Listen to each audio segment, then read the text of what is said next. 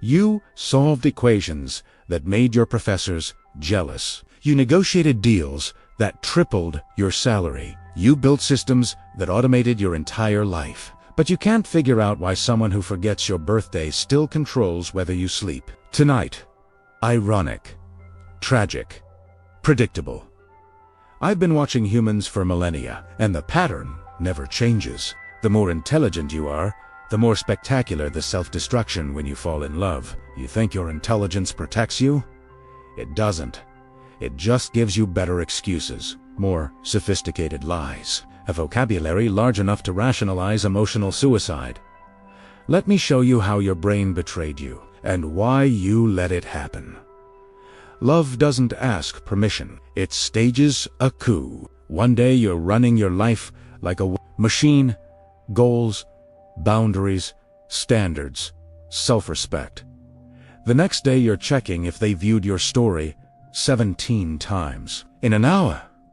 What happened? Your nervous system got hijacked by someone else's attention patterns. Here's what nobody tells you. Falling in love activates the same brain regions as obsessive-compulsive disorder. Not similar.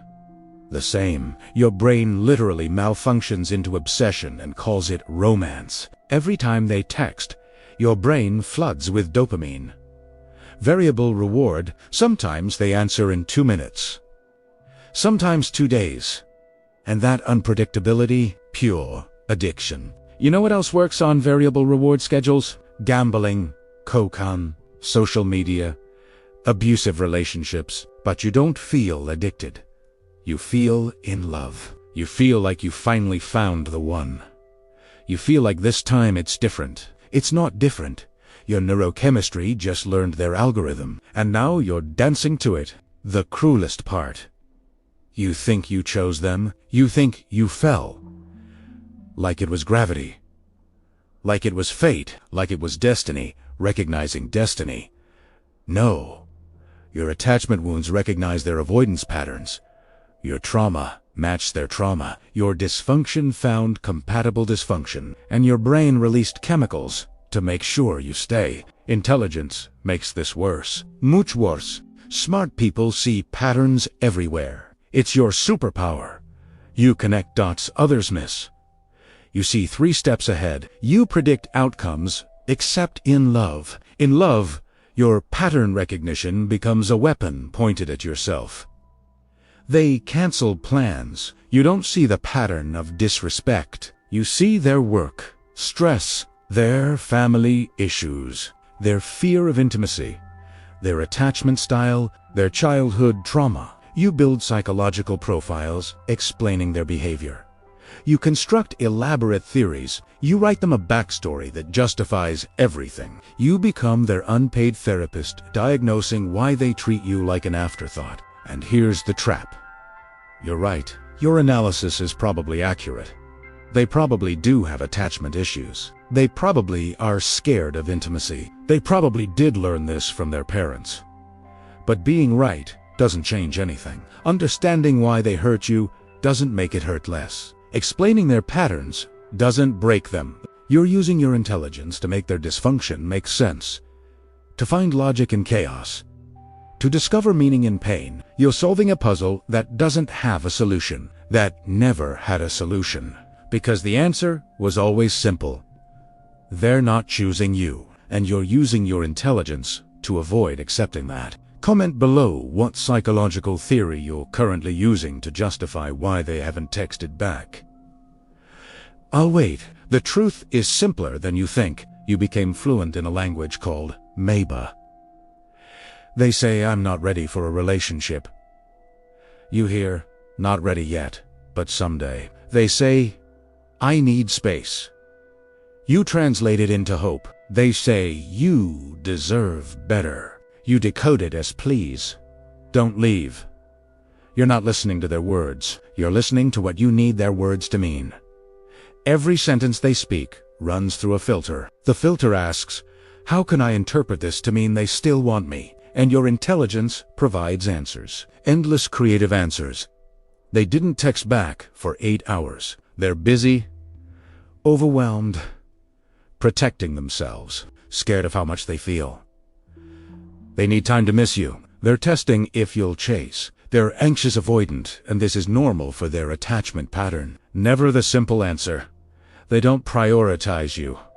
They're not thinking about you. They're living their life, and you're an optional character in it. You built an entire translation system to convert their indifference into a language you can survive. Their silence becomes mystery. Their absence becomes intensity. Their inconsistency becomes passion. But here's what you refuse to see. You chose someone who speaks in maybe because you re-terrified of yes.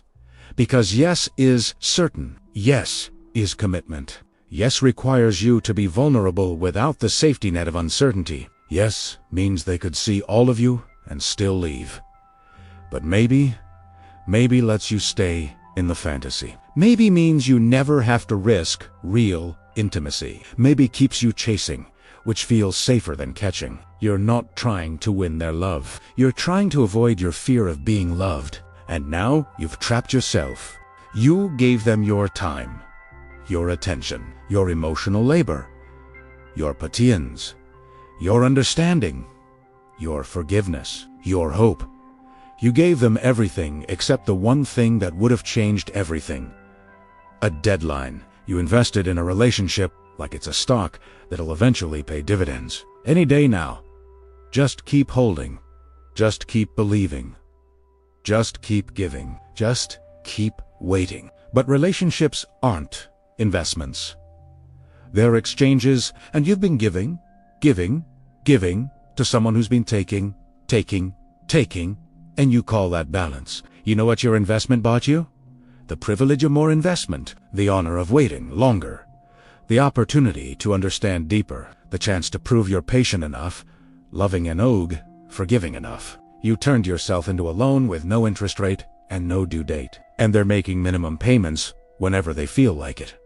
Sometimes not even that. But you can't walk away now.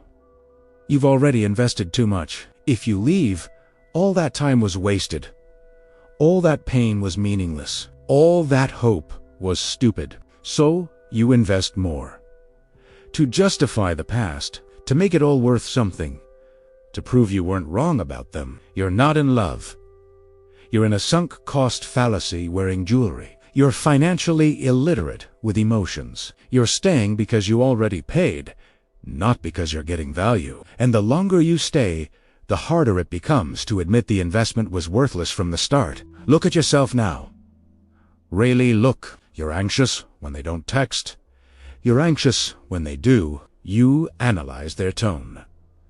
Count their exclamation points. Screenshot conversations to study later, like ancient texts. You rehearse what you'll say when they call. They don't call. You practice arguments in the shower. Imagine breakup speeches. Imagine them begging you to stay. Scenarios where you finally matter enough. Your friends stopped asking about them. Not because they don't care, because watching you hurt yourself is exhausting, and they can't save you from yourself. You used to be interesting. You used to talk about ideas, about dreams, about anything other than analyzing why someone treats you terribly and you stay anyway. Now your personality is person in situationship with someone who doesn't text back. And here's the devastating truth.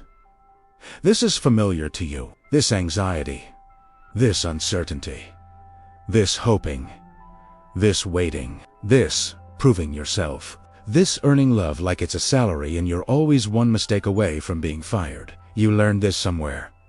Childhood, probably. Where love was conditional, where attention was earned, where you had to be good enough, smart enough, quiet enough, helpful enough to deserve being wanted. And now you found someone who makes you feel exactly like that again. And your nervous system said, "Home, I know this place. I know how to survive here." You didn't choose them despite the pain. You chose them because of it. Because unfamiliar love is terrifying. Someone who's consistent, who texts back, who chooses you clearly. That's the unknown. That's the risk. But someone unpredictable. Someone who makes you work for it. That's the devil, you know. That's comfortable suffering. That's pain with a familiar taste. You're not afraid they'll leave. You're afraid someone stable will stay, and you won't know how to function without the drama, without the chase, without the proof that love requires suffering. If you're still watching, you already know this is about you. The question is whether you'll do something about it. Subscribe if you want the truth, not comfort. Now you're at a crossroads. They're not going to change. Not for you. Not because you loved them harder. Not because you waited longer. Not because you finally became enough. They're showing you exactly who they are, have been from the beginning. You're just refusing to read the language they're writing in. Every canceled plan, I don't prioritize you. Every late text, I'm not thinking about you. Every broken promise, my words don't mean anything. Every time they come back, I know you'll accept me anyway. They're not confused. They're not scared. They're not processing. They're not going through something. They're just not that into you. And they're comfortable with that. You're the only one suffering. But here's the real question, the one you've been running from. Why are you still here? Not, will they change? Not, do they love me? Not, should I give them another chance? Why are you okay with this? Why is this enough for you? Why did you lower your standards so far down? You need a submarine to find them. What wound inside you is so deep that scraps feel like abundance? What belief about yourself is so broken that inconsistency feels like all you deserve? You don't have a them problem. You have a you problem. And until you face that, you'll keep choosing this. Different person. Same abandonment. Different faith. Same emotional unavailability. Different name. Same pain. You want me to tell you what to do? Leave or stay. Give them another chance or block them forever. I won't. That's not my job. That's yours, but I'll tell you what each choice actually means. If you stay, accept this, all of it. The breadcrumbs, the uncertainty, the waiting, the pain, the anxiety, the hope that kills you. Accept that this is the relationship, this is the love. This is what you get forever. No more when they're ready. No more once they heal. This, right now. This is it. Can you accept that? Can you sign up for this exact dynamic for the next year? 5 years? 20 years? If yes, stop complaining. Stop hoping. Stop waiting. You chose this. Own it. Live in it. Make peace with it. If no, leave. Today. Not tomorrow. Not after one more conversation. Not after they have one more chance to prove themselves. Today. Because every day you stay in something you can't accept, you're not being patient. You're being a coward. You're choosing familiar pain over unknown freedom. You're choosing the devil you know over the peace you deserve. If you leave, here's what happens that no one tells you. You won't feel relief. Not at first. You'll feel withdrawal. Your dopamine system will scream. Your attachment system will panic. You'll want to text them. You'll want to check their social media. You'll want to know if they miss you. You'll want proof you mattered. You'll romanticize the good moments. Those 3 times they made you laugh. That one night, they stayed. That morning, they texted first. You'll forget the hundreds of times they didn't. You'll negotiate with yourself. Maybe you were too harsh. Maybe you didn't give them enough chances. Maybe you should have communicated better. Maybe they'll change now that you're gone. They won't. And you'll need to make peace with that. But here's what else happens. One day you'll wake up and not check your phone for their name. One day you'll make plans without leaving space for them to text. One day you'll meet someone who texts back, who means what they say, who chooses you clearly, who doesn't make you guess. And that person will terrify you. Because they're stable, because they're consistent, because they're available, because you'll have nothing to chase, nothing to fix, nothing to prove. And you'll either run back to the chaos, or you'll stay and learn what love actually feels like when it's not a war zone. You're intelligent. You know I'm right. You knew before I said anything. You've known for months, maybe years. But knowledge without action is just expensive suffering. It's knowing you're drowning and choosing not to swim because at least drowning is familiar. Your intelligence didn't protect you. It gave you better excuses, more sophisticated rationalizations, a larger vocabulary to describe your own You analyzed their attachment style but ignored your own. You diagnosed the trauma but avoided yours. You explained their behavior to everyone who'd listen but never questioned why you tolerate it. I'm not here to save you. I'm here to show you the exit. You've been staring at it the whole time. You just keep pretending it's a wall. So here's your choice.